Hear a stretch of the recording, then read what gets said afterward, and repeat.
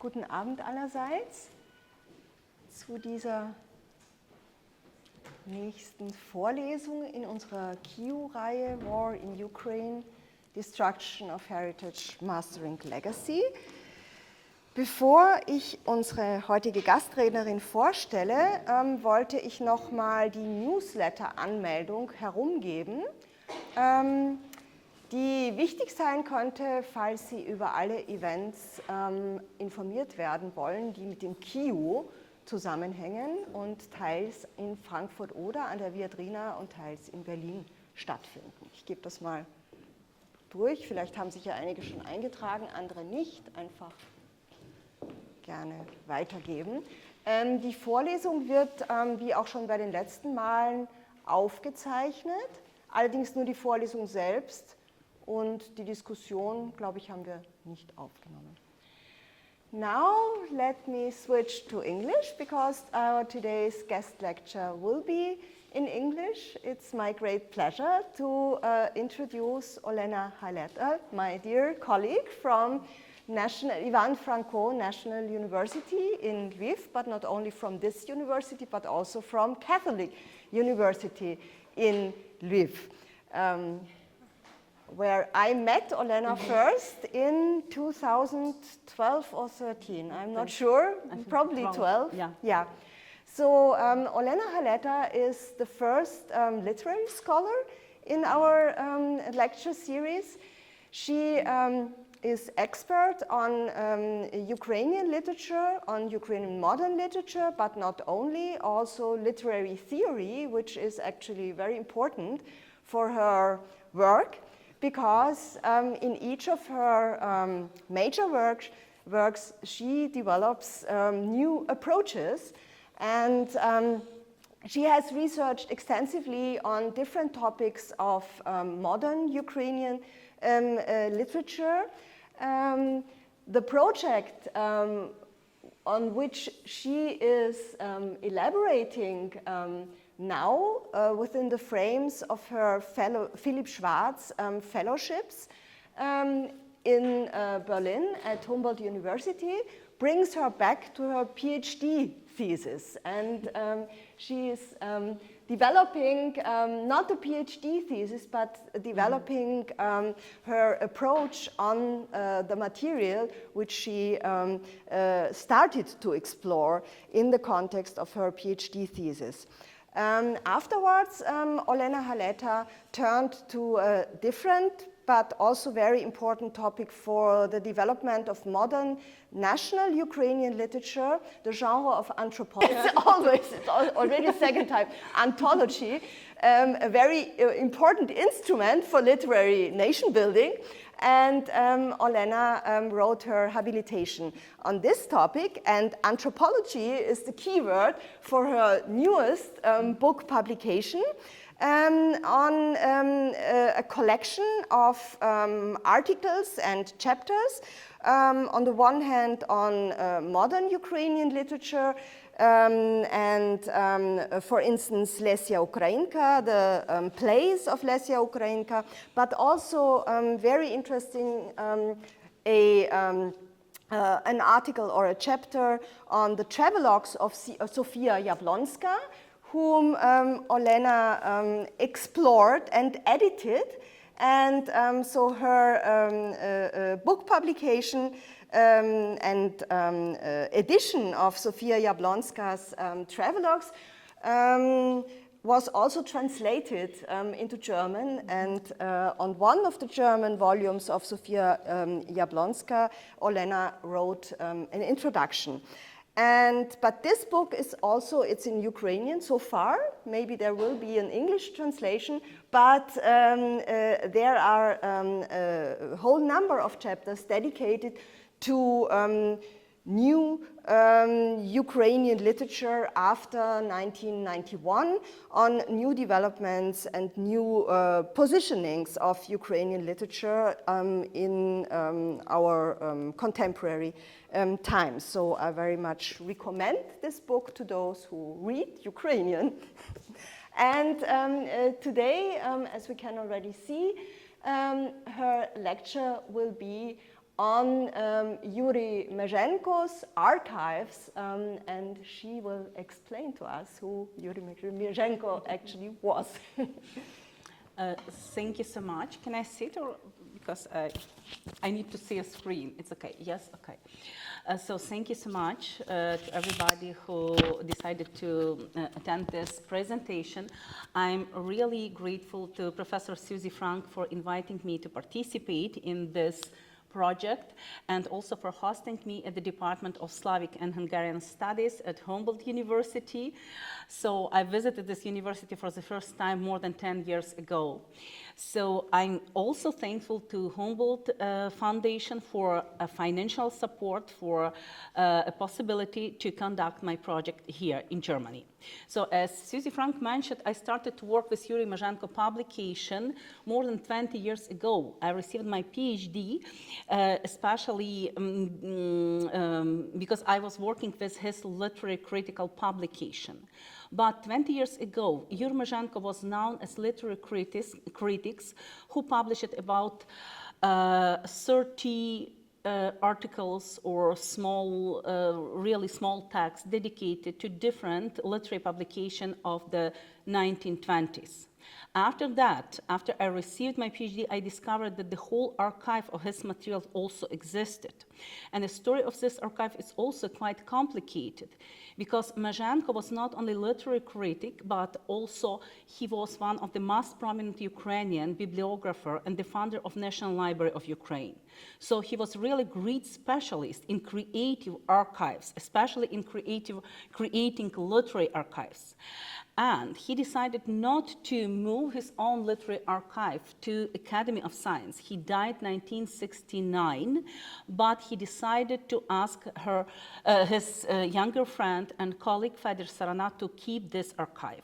And only after Ukrainian independence 1991, this archive was transferred to Academy of Science. It took a lot of time to describe all items from this archive, and as for now, we have many different materials which still need to be discovered, researched, and so on. So let me start my presentation with theoretical introduction.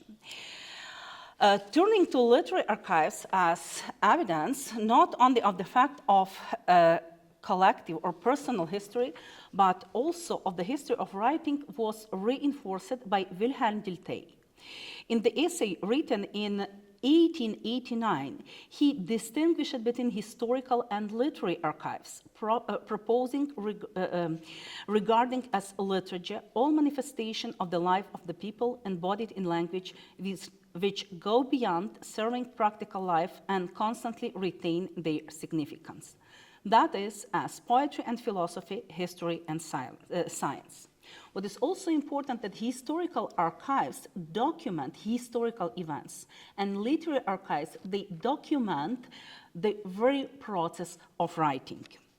80 years after this publication, Michel Foucault in The Archaeology of Knowledge outlined the archive as the general system of formation and transformation of expressions, emphasizing its dynamic and meaning-making nature, its performativity and discursiveness. The archive is first the law of what can be said, the system that governs the appearance of statements as unique events. Foucault's works not only offered a new discursive understanding of the nature of the archive, but also provided impetus for subsequent researchers. Thus, as early as the mid-70s, Michel de Certeau suggested considering the archive as a kind of place of memory and emphasized the special role of writing, which creates a basis of trust or legitimation of power. Certeau directly states that writing is an archive and at the same time called the archive the historical work itself. That is, that is a work that erases and performs certain function in specific historical and cultural circumstances. According to Paul Ricoeur, recorded evidence acquires a new and special status in the archive, appearing in the form of the documentary trace. Archiving is preceded by the initiative of a person or institution intending to preserve the traces of his or its activity. At the same time, in the work of the late 20th and early 21st centuries, attention to the performative nature of the archive, its ability not only to prescribe an attribute, but also to generate meaning, is increasing. Arjun Appadurai deepens these folds on the archive in the essay Archive and Aspiration, claiming that any collection has a projective and not just a prescriptive nature. Since, that is a citation, the archive is itself an aspiration rather than a recollection, it plays a special role in the process of constructing community identities. Citation, the archive returns to its more general status of being a deliberate site for the production of anticipated memories by intentional communities. Aleida Osman also adds that a necessity precondition for the effectiveness of the archive, its functional presence in the cultural memory of the community, is reading and interpretation. These statements are both direct or factographic and indirect in nature, including concealment, omissions, and silence, and best fit the definition of the archive as a system of relations between the unsaid and the said by Agamben. So indeed, Giorgio Agamben aptly summarized the new understanding of the archive originating from Michel Foucault as a set of rules. Moment. I try to, maybe. Okay, yes. So, as a set of rules that define the events of discourse, the archive is situated between language as the system of construction of possible sentences, that is, of possibilities of speaking, and the corpus that unites the set of what has been said, the things actually uttered or written. So that is a new understanding of archive as a context and discursive field for reading and understanding what was published. In the second part of my presentation, I would like to go to Mezhenko archive immediately. And I will try also to demonstrate not only in this part, this archive is not only a resource for understanding some text, but also very important resource for understanding, reviewing, and reconceptualization, even the whole history of cultural tradition. That is especially important also for Ukrainian tradition. So I'm talking now about literary archive, which started to be created about 100 years ago. So I'm going to analyze some text from 1920s. So why they are so important? From one side, this period is still especially important for Ukrainian cultural identification as for today. It was a period of erasing of Ukrainian culture when many new names appeared and text also and different art works and also different literary and art styles. At the same time, this period, chronological and formally, could be defined as early Soviet period. So that is a question, how exactly could we see and could we define this period?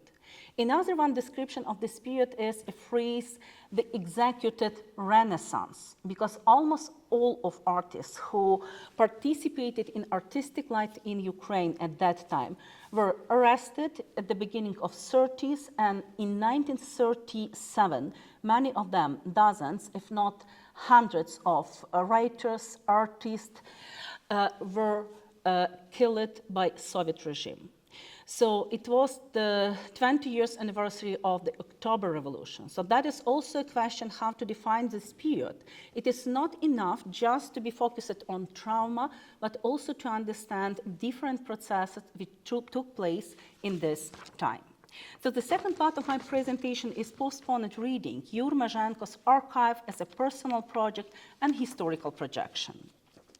The archive of Yuri Mezhenko, and his real name is Yuri Alexeyevich Ivanov. Mezhenko is a pen name, and it could be translated as a border man.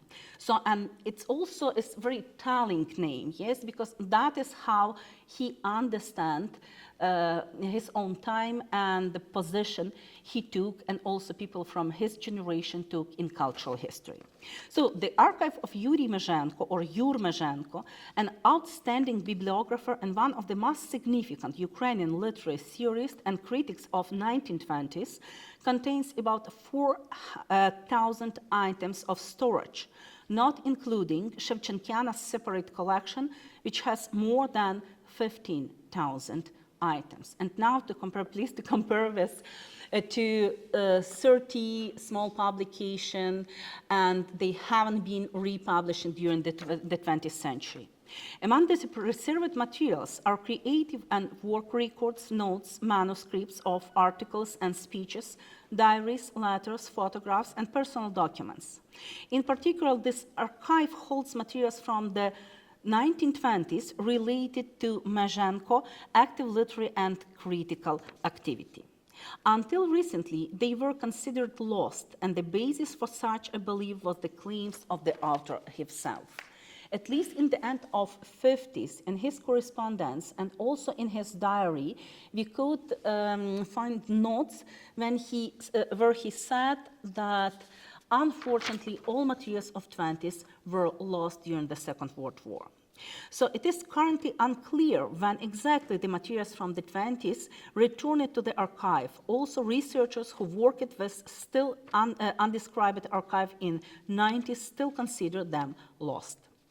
In 1934, Yuri Mezhenko was forced to leave Ukraine for Leningrad, stopping briefly in Kharkiv on the way from Kyiv. He was born in this city, but his father, Zemsky doctor Alexei Ivanov, soon moved to Chernihiv with his family. So it's a city on the north of Kyiv. After graduating from the classical drama school there, in 1912, Yuri Mezhenko entered the Faculty of History and Philology of Moscow University. So his name was Georgy Ivanov, even not Yuri. We can find this name in his university documents, in students' records. After completing his studies, he began a professional career in Moscow, but under the influence of the events of 1917 and the proclamation of the Ukrainian People's Republic, he decided to move to Kyiv in order to develop the Ukrainian intellectual and literary environment. It is with this move and cultural and national self-awareness that his change of name and the transition to Ukrainian language are connected. Brought up in a Russian-speaking family and having studied at the Imperial University, Mezhenko turns back to Ukrainian, not only as a language of professional communication, but also as a language of personal experience. It's another one story how people identified themselves at that period through language, through culture, and in different other ways. But the first official document that Mezhenko received in Kyiv was a certificate dated May 31, 1918, from a representative of the Library and Archive Department, the Ministry of Education, the Ukrainian People's Republic. This department, in particular, was engaged in the creation of a bibliographical system and a library network in Ukraine. Mezhenko became one of the creators of the National Library of Ukraine, and he headed this institution from 1920 to 1922. And he was also a founder of the Ukrainian Book Chamber, and he headed this institution from 1919 to 1922. And from 1923, he headed the Ukrainian Scientific Institute of Bibliography, created on his own initiative, until his dismissal in 1931, after a drastic reduction of the institute activities, curtailment of funding, and ideological pressure. His personal archive contains in particular documents that significantly change the vision of institutional history in Ukraine in the first decade of the 20th century. Political and literary articles, but also by working notes, manuscripts of speeches, letters, and especially a diary containing entries from 1919 to 1926. It is still unpublished. And you know, as for now in Ukraine, we have still problems in working with archival documents, firstly because of COVID, and now because of Russian aggression, because these archives couldn't be accessible.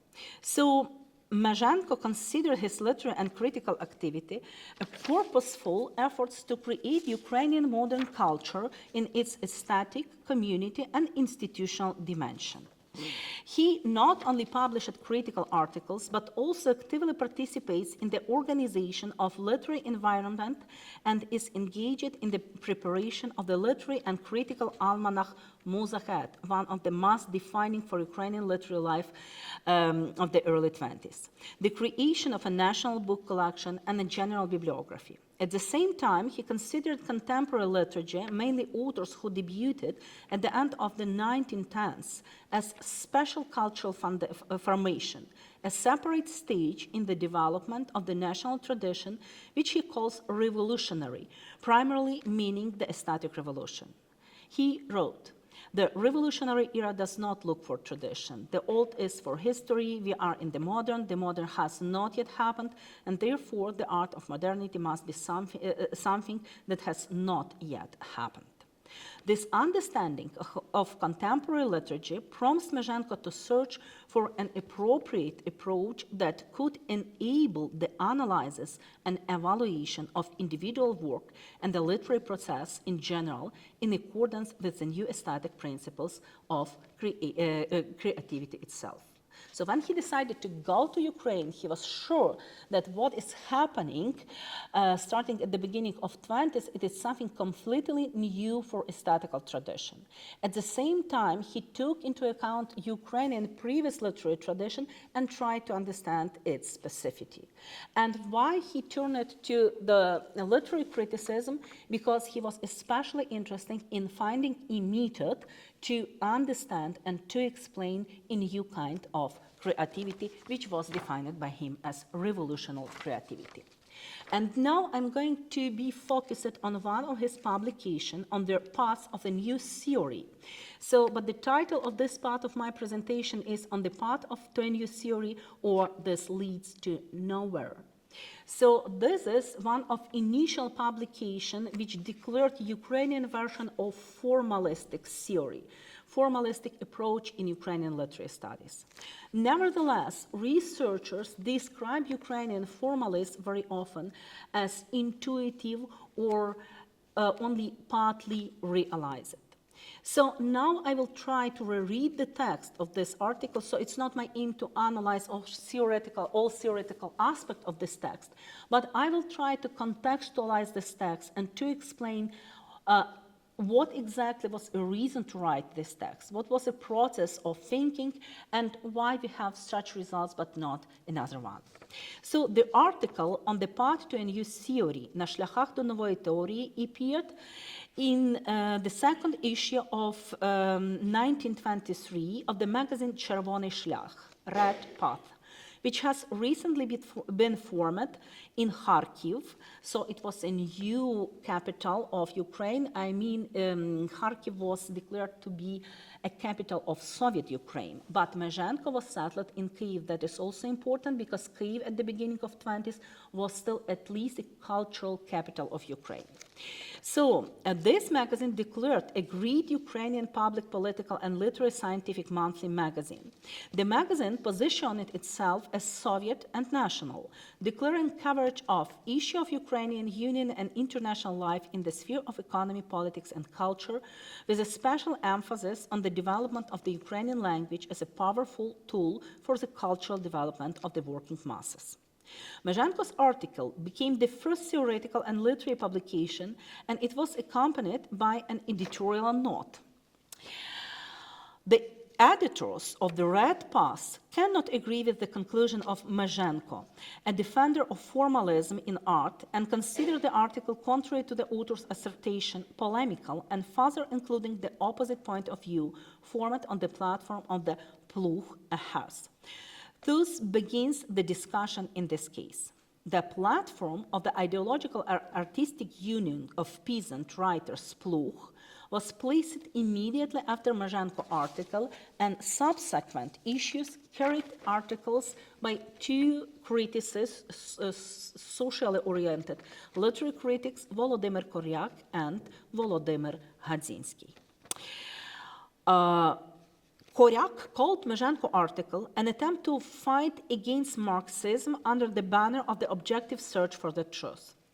Hadzinsky criticism sounds no less ideological, accusing him of anti-Marxism and anti-materialism, resorting, if not to threats, to directives. So this critic wrote, at the same time, I would sincerely advise Comrade Mezhenko, considering him a friend, not an enemy, to be more careful when writing such articles. I speak sincerely as a communist. I categorically oppose the fact that academic articles like on the path to a new theory complicate the development of the Marxist worldview in young our generation. Mykola Azarov, the leading literary critic of that time, briefly summarized this discussion in his article reviewing the year 1923, while Mezhenko himself never gave an answer, except in the first publication in which he promised to continue in subsequent studies his reasoning on the nature of the artistic image and on each of the four elements of the artistic form he distinguished. In fact, the literary discussion regarding the peculiarities of Mezhenko's formalist approach only began in the post-Soviet periods.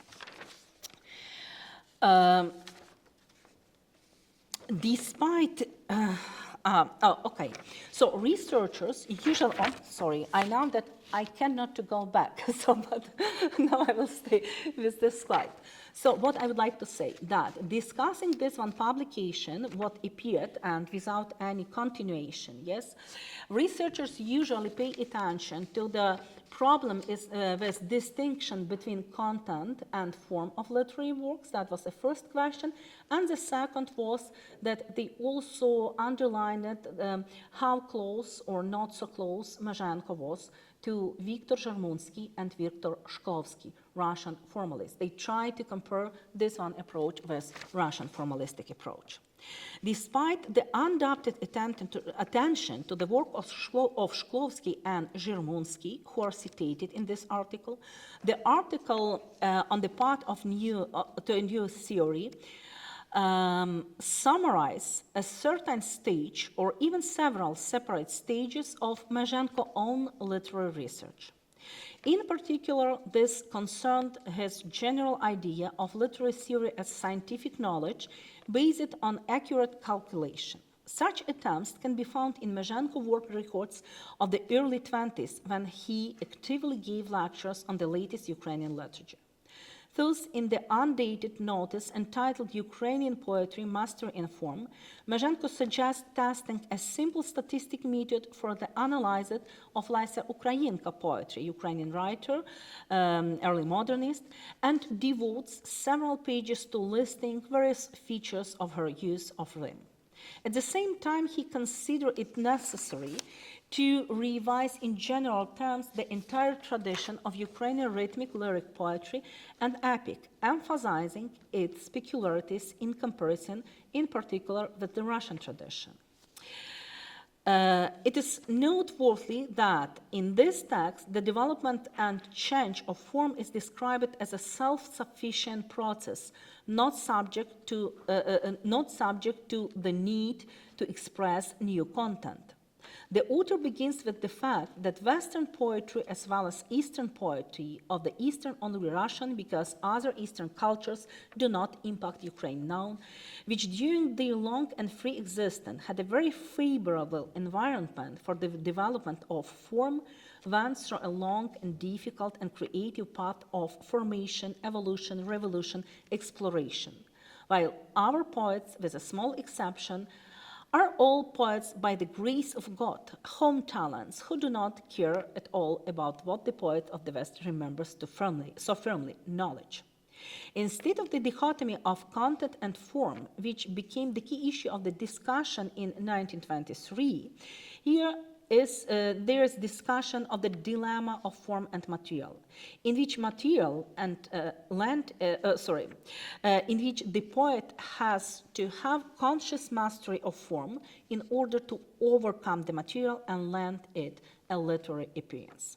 So, by Mezhenko, the current state of word poetry requires impeccable form. Untimed life is only raw material with which the poet must operate. The poet who has not overcome it and who has overcome the material is a slave and a master. Every creativity is free only when the creator freely and without restriction organizes the material, manages the focused composing the real, actual side of the works.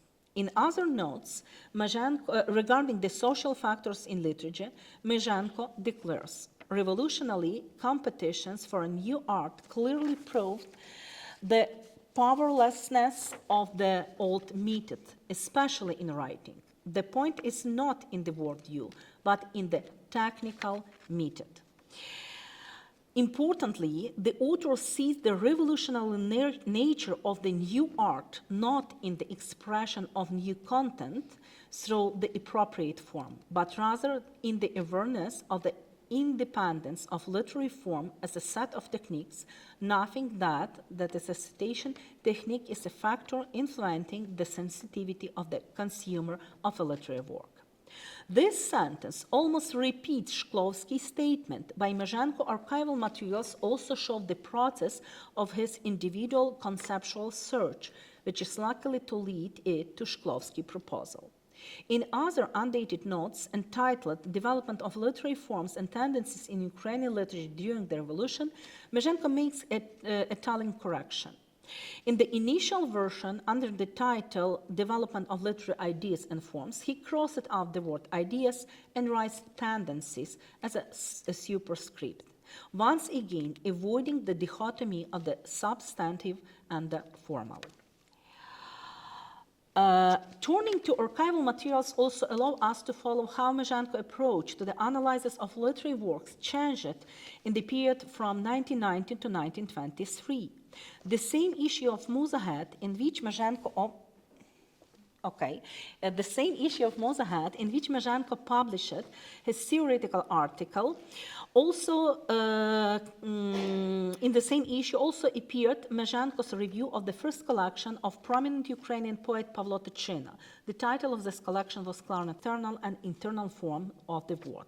And finally, he notes, I absolutely do not consider it possible for a critic to analyze poets from the point of view of the ideology.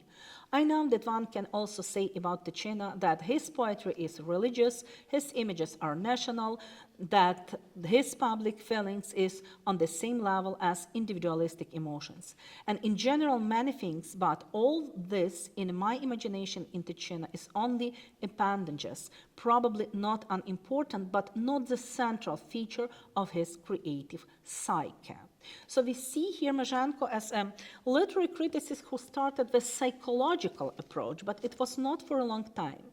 However, such a stance in favor of a psychological approach saw disagreement by Tychina himself and prompted Mezhenko to undertake further methodological exploration.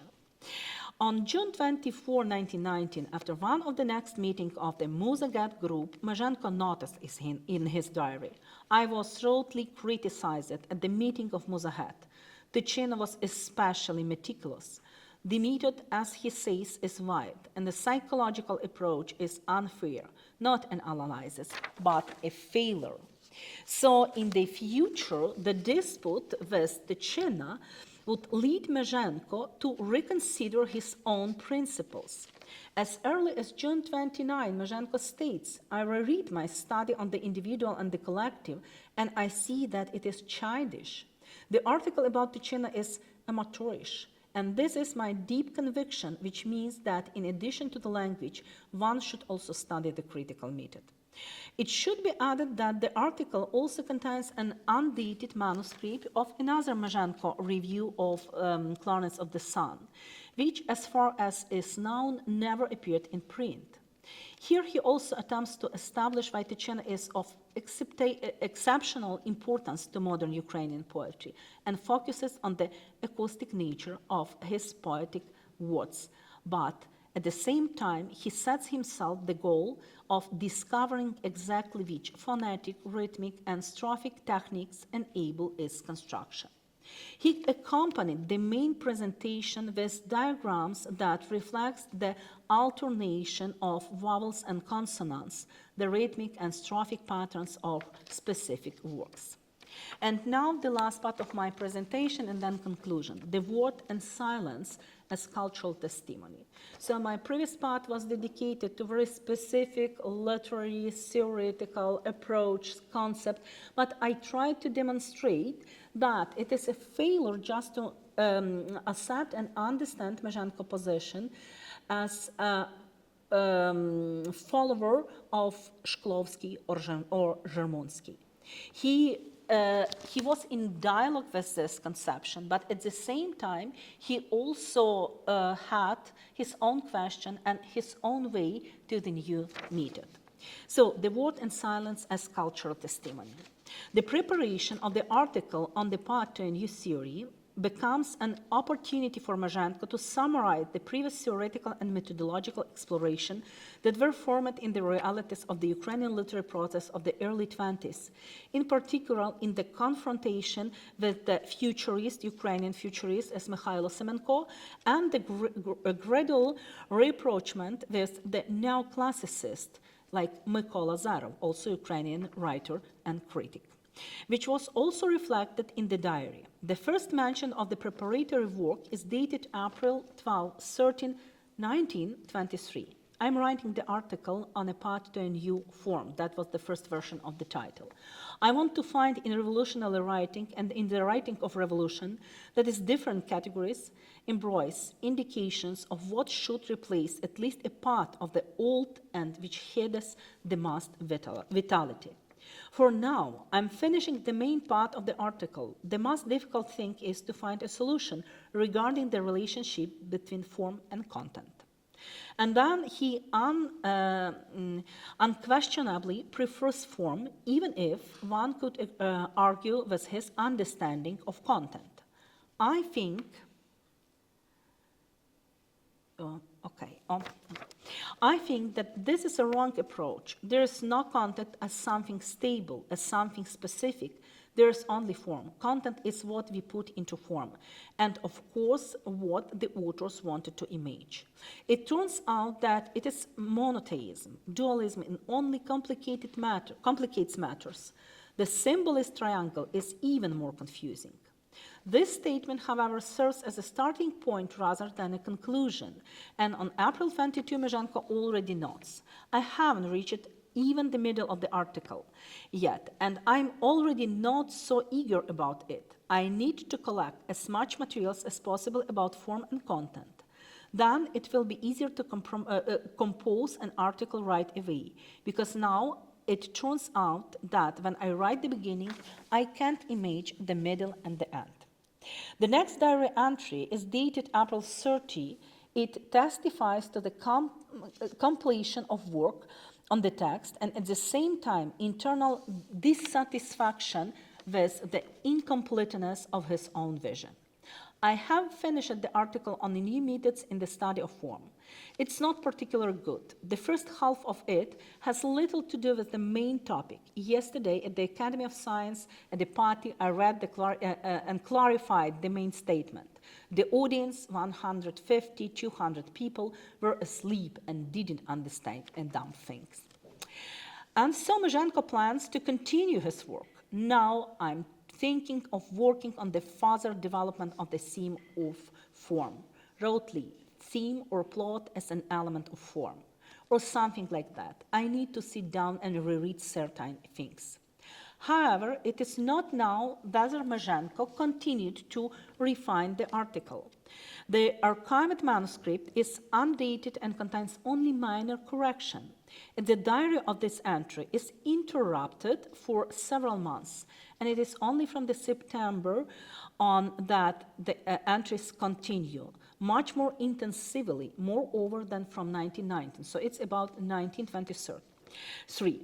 But the nature of the entire entries changed. Mezhenko falls in love with his future wife, Olha Hot, and keeps notes on the development of their relationship.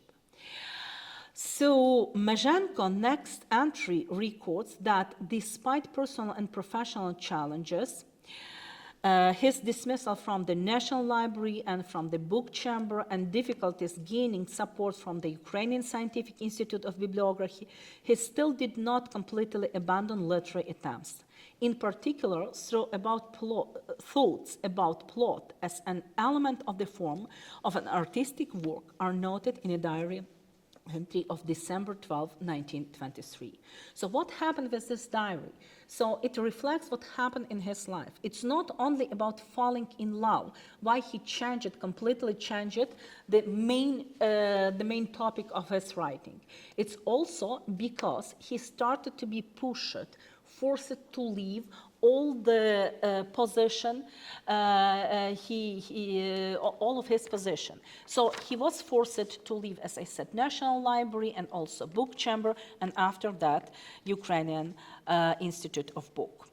So January, however, wrote what Mezhenko wrote in his diary. I have decided to write a book of articles. I will finish the book in January at the very end. So January, however, brought a completely different turns of event. Evidently, it was then that issue 8 of the magazine, The Red Part of the 1923, with Volodymyr Koryak, another one article, Ukrainian Literature before 8 October was published. Or it was then that it reached Mezhenko directly, because without any previous references, the entry from January 10th appears, beginning with the text of an indignant letter to the editor. Dear comrade editor, Volodymyr Koryak article Ukrainian Literature was published in the 8th issue of The Red Part.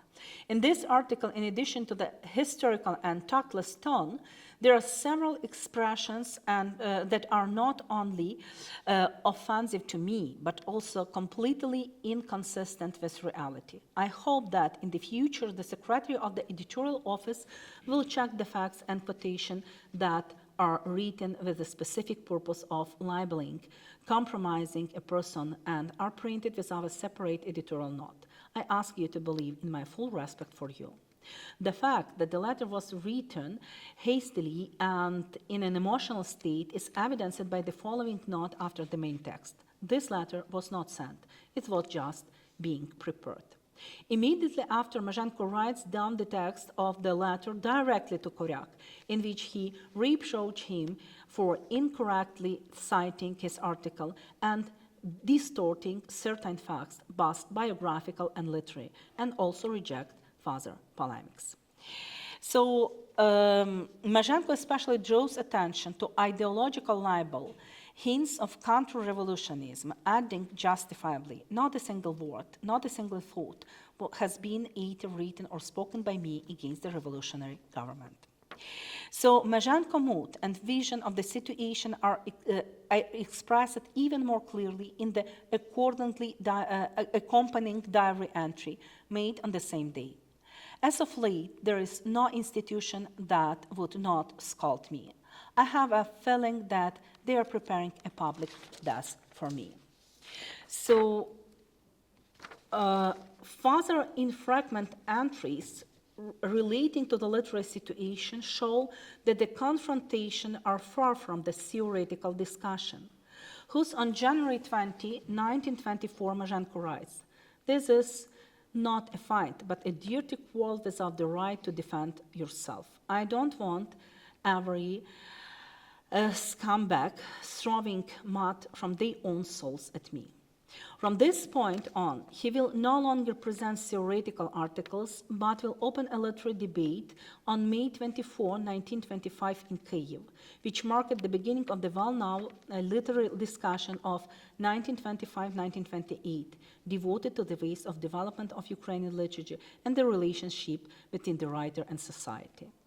And 5 days later, on May 29, 1925, Mezhenko wrote in his diary, "Literary life has turned into such a swamp I want to lock myself, hid and not talk to anyone about anything. I don't want to hear anything. The ideology of despotism has prevailed, and perhaps for a long time." In 1926, when the next wave of discussion about formalism unfolded on the pages of the Red Pot after the publication of the text of Boris Eichenbaum's speech in Kharkiv, Mezhenko left his job at the State Publishing House of Ukraine and suffered greatly from the curtailment of the function of the Ukrainian Scientific Institute of Bibliography. He rarely made diary entries, and on March 11, he notes, "The material condition is lousy, but morally it feels just like death." He would no longer join the discussion itself, while Soviet critics would continue to accuse him of formalism as a kind of ideological apostasy for a long time to come. So now I'm going to conclusion, and what I would like to say, why such kind of reading, as for me, looks also important. The application of an archival approach to the examination of Yuri Mezhenko formalist exploration opens up a radically different textual corpus, both quantitatively and qualitatively, which allows one to move from the analysis of one formalist-oriented article to the examination of the entire series of documents that record the process of critical work on individual literary works. The sequence of setting up theoretical questions and finding resources for the solution, and the emotional drives and institutional demands that determine the presentation. In addition, the archive as a space of memory captures and perpetuates evidence of the way of seeing and interpreting the historical context, as well as the research understanding of his own place and role in this context. Finally, the archive demonstrates the variability of the research and the performative nature of knowledge, its open nature. Mezhenko's participation in the discussion about formalism and the development of literary theory in Ukraine through the prism of his personal archive looks episodic but not accidental. Unlike some academic literary critics who were personally acquainted with Russian formalists as Leonid Beletsky or Yeremy Eisenstock, Mezhenko's archival documents from the time of his study at Moscow University do not contain evidence not only of personal acquaintance but also of his special interest in the formalist theory. The same applies to his early publication in Moshat immediately after returning to Ukraine. His interest in the formal organization of a literary work is due to the father's search for an approach that would help explain the peculiarities of Ukrainian revolutionary and so-called post-revolutionary literature. And this is precisely what leads to an interest in formalist theory, not vice versa.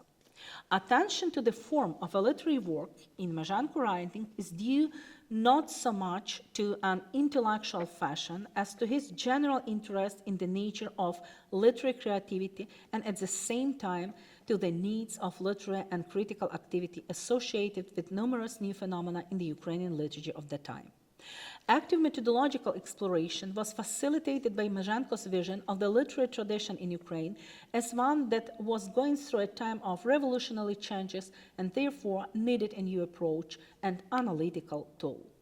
On the basis of Potebnya instruction for studying the psychology of the image, Mezhenko continued his own search, turning not only to the concept of form, but also to the concept of method. At the same time, Mezhenko is aware of the uniqueness of a specific literary tradition which is manifested in the history of individual forms and techniques, beginning with the structure of the image and the relation of the artist to the figurative words of the work, the nature of depicting a landscape, and to the peculiarities of the phonetic, rhythmic, strophic organization of the work, the specifics of rhythmic, and so on. Accordingly, Mezhenko proposed justifying the assessment of individual literary phenomena not only by considering the direct message expressed by the author and received by the reader through the work, but primarily by its place and role in the long process of the formation of the very mechanism of artistic expression. It is not about a general and abstract tradition, but about the process that takes place within the boundaries of each specific national literature. The article on a path to a new theory does not contain a systematic theoretical presentation. but is rather a long-winded reply in a wider discussion that Mezhenko opponents introduce to the dichotomy of form and content. At the same time, his own exploration testified to an undeniable interest in formal factors as a guarantee of the literary quality of the work. Mezhenko considers his own publication at the first stage of thinking, which should be followed by more detailed work and a deeper consideration of individual elements of the former. Hence, the general initial nature of the published text. Mezhenko's break away from literary polemics is due neither to his intellectual incapacity nor to his being discarded with his research. The reason for such a breakaway is the transformation of scientific discussion into a process of ideological harassment aimed at discrediting a person and limiting and oppressing them in various spheres of professional activity. However, the very fact of his archiving and preserving written evidence of his own literary activities, moreover, not only final results, but also interim notes and working materials, indicate the importance the author attached to them, not only as personal memoirs, but also as a potential memory of the cultural community. And finally, the personal nature of the archive, its long non-institutional existence, as well as evidence of the repressed, fragmented, and silenced, make it a resource that enables alternative reading of text or processes. In addition to considering individual theoretical research from the perspective of the Russian formal method as a standard of literary theory, which often leads to the recognition of the incompleteness or impurity of the material researched, there is an opportunity to consider the specific reasons for the appearance of such literary statements. At the same time, Mezhenko's archive, like any other, has a non-linear quality. For Foucault, the archives open up a new discursive field that offers additional possibilities for understanding what is said and what remains beyond what is said in individual text. At the same time, for Appadurai, any interpretation based on archival evidence concerns not only the object, but also the subject of the interpretation, and is thus another stage in the self-awareness of a community and adopts and inherits. So now, thank you very much for your attention. So it was quite specific, maybe, topic, yes, theoretical topic, and even not especially theoretical. I tried to demonstrate how using archival materials could give us new questions and also new answers. And that is not enough just to understand what is said in this or in other one publication. Sometimes it's even much more important to understand why it was said in this way and what was unsaid and why in this situation.